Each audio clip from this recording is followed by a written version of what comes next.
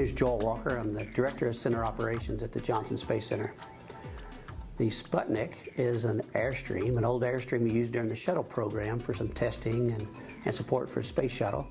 And after the shuttle program ended, it became excess to their needs, so we decided to try an experiment with it, converting it from a mobile lab to more of a conference meeting collaboration kind of area, put it outdoors and give people a place to go, to have meetings outside, to work in some place other than their normal workspace.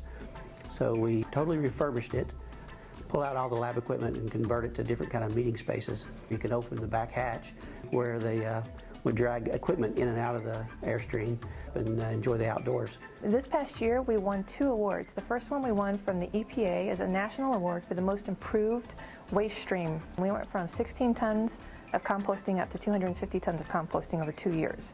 And that's in large part thanks to our wonderful groundskeeping crew.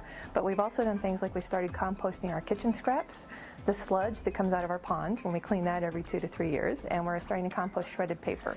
We no longer have to buy any mulch, and we no longer have to buy any compost. And we're saving about $50,000 a year. We also just won an award from the Gulf Coast Recycling Council for our Building 12 for construction and demolition recycling. We recycled 95% of our construction and demolition waste. Building 12 has this fabulous green roof on it. It's NASA's first vegetated roof. It provides a habitat for birds and insects that wasn't there on a typical flat roof. It reduces the urban heat island effect on the surrounding community. It captures rainwater, filters it, and slows it running off so we can reduce the worries of flooding. And the roof will last at least 50 years. So we don't have to pay for the maintenance and upkeep of the roof that you normally would. But one of the best things about it is the fact that it's so super insulating that the amount of energy it takes to cool the space underneath it is vastly reduced. LEED is Leadership in Energy and Environmental Design.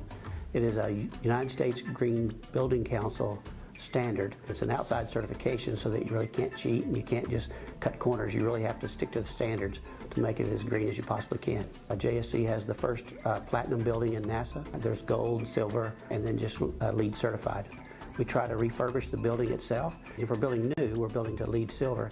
And what we try to do is really use all those principles for LEED in all of our construction projects. We don't just tear down a building or demo a building. We essentially deconstruct it, and all the stuff that goes into recycling, because it's a better constructed building, and we have much lower energy use when it's finished, and so therefore it's cheaper to maintain and it's cheaper to use for the long run. Here in the disposal department or in R&U, we manage the personal property for Johnson Space Center and how it's disposed of. That would include the scrap metal that comes out of the industrial applications for creating things here at Johnson Space Center. We have a lot of personal property, whether it's computers, all the way up to a space shuttle that we have to manage. We have to dispose of it according to multiple regulations and then also executive orders that give us the direction to dispose of things in the most environmentally friendly ways. When things are sent out of NASA Johnson Space Center, when we no longer have a need for it, we have a hierarchy we try and follow. The first is that we try and reuse it here on site. Then we try and give things away to other federal agencies or to other NASA centers. Then we'll move on to what we call public auction through GSA, and that's handled through our property disposal office. And they will sell our still usable materials at auction, and we get money back for that. About a third of the property that we manage goes to Unicor for recycling because it keeps it out of landfill.